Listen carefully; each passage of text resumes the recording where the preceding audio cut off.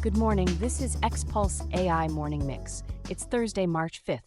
Today, OpenAI tunes up GPT 5.3 Instant, Google goes cheaper with Gemini 3.1 Flash-Lite, Stripe makes agent payments less terrifying, and Anduril's funding talks get very large. Orion's here. Ready? Ready, let's do it. Starting with the biggest model update. On March 3rd, OpenAI announced GPT 5.3 Instant via an OpenAI release. What changed? OpenAI says GPT 5.3 Instant is tuned for smoother conversation, fewer can't help with that dead ends, and better tone, less hedging, fewer boilerplate disclaimers. The other big claim is accuracy, stronger answers overall, and better synthesis when ChatGPT is using web search to back up responses. When they say better web-backed answers, what should listeners watch for in practice? Two things: citations that actually align with the claim, and fewer stitched-together summaries that miss key qualifiers. If you use search, test it with questions where the source matters, like policy changes or product specs, and see if it stays consistent across follow-ups. It's an instant model, so efficiency still matters. Any availability nuance people should know straight from what OpenAI shared? OpenAI outlined where the updated model is available across its ChatGPT tiers and surfaces. The practical point: if GPT 5.3 Instant is your default workhorse, you should feel the change without switching workflows. Same habit loop, slightly better behavior. Like a software update that's supposed to stop your inbox rules from quietly breaking. On March 3rd, Google posted on its blog about Gemini 3.1 Flash-Lite, calling it their most cost-effective model yet. What's Google signaling here? They're pushing a cheap enough to use everywhere tier. Google also highlighted performance positioning, Arena Elo, plus benchmarks like GPQA Diamond and MMMU Pro, basically saying this is not the bargain bin model. And they're emphasizing availability through Google's developer tools and cloud AI surfaces. So if you're choosing between instant-style models and Flash-Lite, what's the real decision? It's cost, latency, and reliability under load. Flash-Lite sounds aimed at high-volume tasks, summaries, extraction, agent steps, where you'll run thousands of calls and small quality gains don't justify a big price jump. The better models are still there for the hard reasoning or messy writing. Any cautious note on the benchmark bragging? Benchmarks are directional, not destiny. Arena scores and curated tests can miss your edge cases, your internal jargon, your PDFs, your weird customer emails. The smart move is a bake-off with your own eval set. If it passes, congratulations, your budget just got a little less stressed. Payments meets agents. On March 3rd, Stripe wrote about expanding agentic commerce support, using shared payment tokens so AI agents can initiate purchases without exposing credentials. What's new here? Stripe says when a customer authorizes an agent, Stripe can provision an agentic network token, like from MasterCard or Visa, scoped to the customer's intent. The agent uses that token to pay, without ever seeing the underlying card number. Stripe also says sellers already on Stripe can automatically support these payment methods for agent-led transactions. Translate scope to intent into normal person risk terms. It's a guardrail. You can constrain what the token can do: merchant, amount range, maybe category, so an agent can't improvise a shopping spree because it misunderstood a prompt. It's not magic safety, but it's a real improvement over paste your card into the robot. Does this change how fast agentic commerce can actually scale? Yes, because payments is where demos go to die.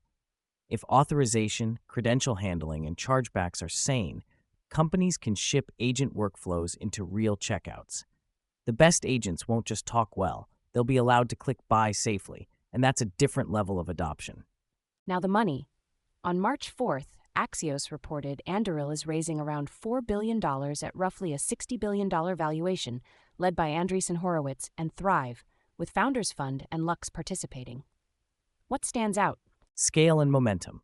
$4 billion is a war chest, and a $60 billion valuation says investors think defense tech demand is durable, especially systems that blend software, autonomy, and manufacturing. The reported lead list, a 16Z and Thrive, also signals this isn't niche, it's a flagship bet. For anyone who hasn't tracked them closely, what is Anduril in one breath? They build defense products that fuse sensors, autonomous systems, and a software platform, often described around Lattice, to detect, coordinate, and respond faster than legacy stacks. Think modern defense primes, but shipping like a software company. What does a raise this size tend to unlock? Manufacturing capacity, supply chain, and scaling deployments, plus talent to harden systems for real-world operations. In defense, you don't just need a model, you need the whole machine: hardware, integration, and support. Also, $4 billion buys a lot of flight tests. Let's hit the rest of the board: business, policy, and the chips and memory layer that keeps all of this from being a PowerPoint. On March 4th, Reuters cited the information, saying OpenAI's annualized revenue topped $25 billion by the end of February. Reuters noted it couldn't independently verify, and OpenAI didn't immediately comment. It's a marker of just how enterprise-heavy the market has gotten and how intense the Big Three competition is. Staying on the government angle, what did we hear from Sam Altman? On March 4th, Bloomberg Law reported Altman told staff OpenAI can't make Pentagon operational decisions about how its AI is used. He framed it as OpenAI advising technically, but not acting as an arbiter of whether specific military actions are good or bad. Expect more scrutiny, not less. Zooming down the stack, what's new in memory and infrastructure today? 2 March 5th hardware notes. Micron announced a 256GB LPDR SOCAMM 2 module aimed at lower-power, high-capacity data center configs for AI workloads. An SK Hynix said at Mobile World Congress 2026, March 2nd to 5th in Barcelona, it's showcasing HBM4 and other AI memory, noting adoption in next-gen server platforms. And on the NVIDIA calendar, anything to flag for listeners planning their spring?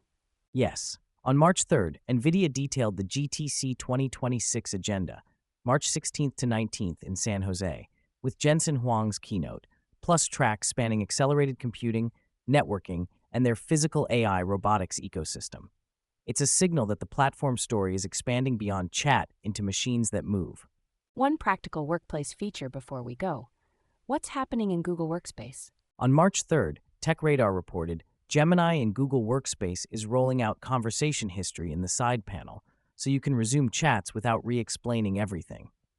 It's app-specific, Docs versus Gmail, and it won't backfill older conversations from before the feature reaches you. And one for the science curious. Any research item worth a glance? On March 4th, OpenAI published a research update on quantum gravity scattering amplitudes, reporting a result phrased as single-minus graviton tree amplitudes are non-zero. They say GPT 5.2 Pro assisted the work alongside university collaborators. Even if you don't read the math, the workflow point is clear: models as research partners, not just summarizers. All right, today's arc. The everyday models keep getting sharper, the cheap models keep getting cheaper, and the real-world rails, payments, procurement, memory are finally catching up.